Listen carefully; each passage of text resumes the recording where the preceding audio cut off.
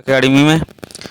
तो देखिए सबसे पहले आज हम देखेंगे कि बीपीएससी टीआरई 4 में जो इम्पोर्टेंट क्वेश्चन आने वाले हैं उन पे हम अध्ययन करते हैं और यही क्वेश्चन आपको सेम पेपर में देखने को मिलेंगे। तो ये वे क्वेश्चन रहेंगे जो आने वाले पेपर में क्वेश्चन हैं, इससे बाहर आपको कुछ नहीं मिलेगा। इम्पोर्टेंट क्वेश्चन रहेंगे, तो वीडियो को कंप्लीट वॉच करें और ध्यान से क्वेश्चन को देखें। तो ये संविधान कैसे बना, तो संविधान के बारे में हम देखते हैं और पूरा का पूरा जीके इसमें आ जाता है। तो सबसे पहला क्वेश्चन है भारत में ईस्ट इंडिया कंपनी की स्थापना किस चार्टर एक्ट के तहत किया गया है। तो भारत में ईस्ट इंडिया कंपनी इम्पोर्टेंट रहती है। ये ईस्ट इंडिया कंपनी किसी भी एग्जाम को देख लीजिए आप, जिसमें जीके जीएस आती है उसमें ईस्ट इंडिया कंपनी की एक दो क्वेश्चन जरूर आपको देखने को मिलते हैं। तो जो पहला क्वेश्चन है कि ईस्ट इंडिया कंपनी की स्थापना किस चार्टर एक्ट के तहत हुई, तो वह है 1600 ईस्वी के चार्टर एक्ट के तहत स्थापना हुई थी ईस्ट इंडिया कंपनी की। इसके बाद है नेक्स्ट क्वेश्चन। तो नेक्स्ट क्वेश्चन है ईस्ट इंडिया कंपनी ने भारत में अपना कार्य कहाँ से प्रारंभ किया। तो ईस्ट इंडिया कंपनी जब सबसे पहले भारत में आई तो वो कहाँ आई, सूरत में। सबसे पहले ईस्ट इंडिया कंपनी ने सूरत से अपना क्या किया, कार्य प्रारंभ किया। इसके बाद नेक्स्ट क्वेश्चन है आंग्ल भारतीय विधि संहिताओं के निर्माण एवं विकास की नींव कहाँ से प्रारंभ होती है। आंग्ल इंडियन किसे कहते हैं, तो आंग्ल जो भारतीय होते हैं उनकी विधि संहिताओं के निर्माण एवं विकास की नींव कहाँ से प्रारंभ होती है, तो 1600 ईस्वी के चार्टर अधिनियम के तहत होती है। इसके बाद नेक्स्ट क्वेश्चन देखिए क्या है।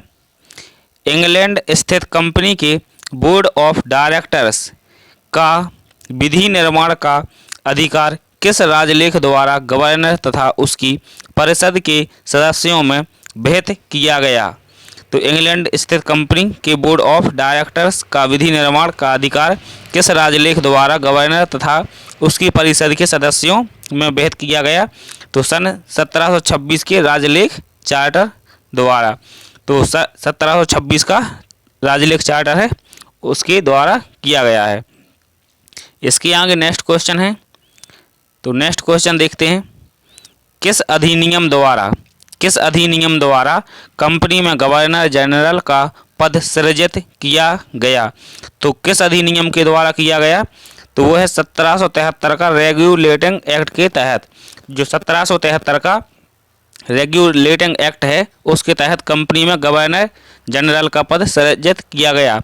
तो भारत का पहला जो गवर्नर जनरल है उसका नाम आप कमेंट बॉक्स में बताएंगे कि क्या कौन था भारत का पहला गवर्नर जनरल।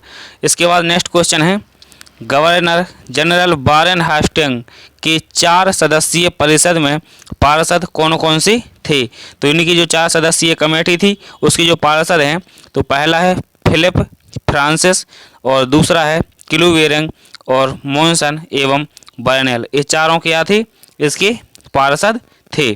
कौन कौन, फिलिप फ्रांसिस और क्लूवेरिंग और थर्ड है मॉनसन और जो फोर्थ है वो है बर्नेल। इसी क्रम में नेक्स्ट क्वेश्चन देखते हैं। तो नेक्स्ट क्वेश्चन है, गवर्नर जनरल तथा उसकी परिषद किसके प्रति उत्तरदायी थी।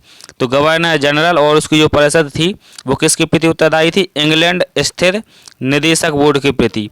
किसके, इंग्लैंड स्थित निदेशक बोर्ड के प्रति उत्तरदायी थी, क्योंकि ये जो परिषद थी वो किसकी थी, वो थी गवर्नर जनरल का पद किसने सृजित किया था, तो इंग्लैंड से ही सृजित किया गया था।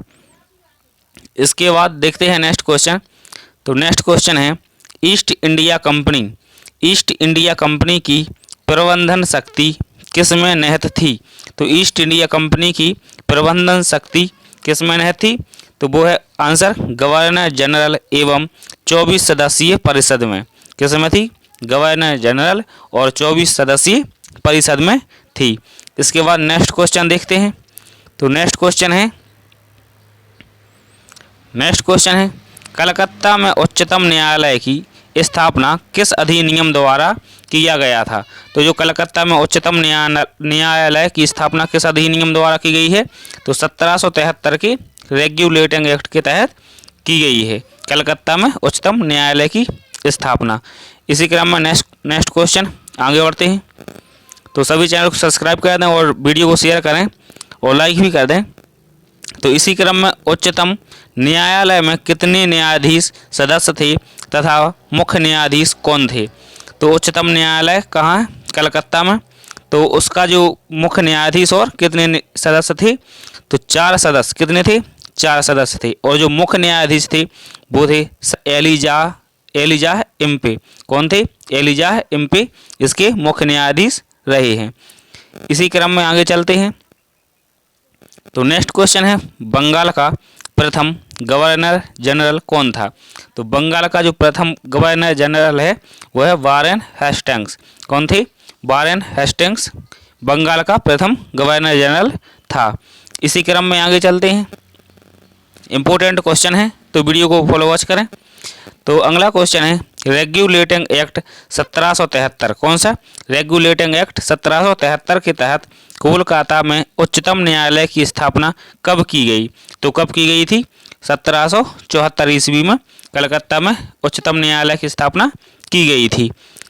तो इसी क्रम में नेक्स्ट क्वेश्चन। तो अगला क्वेश्चन है, ईस्ट इंडिया कंपनी पर सदस्यीय नियंत्रण।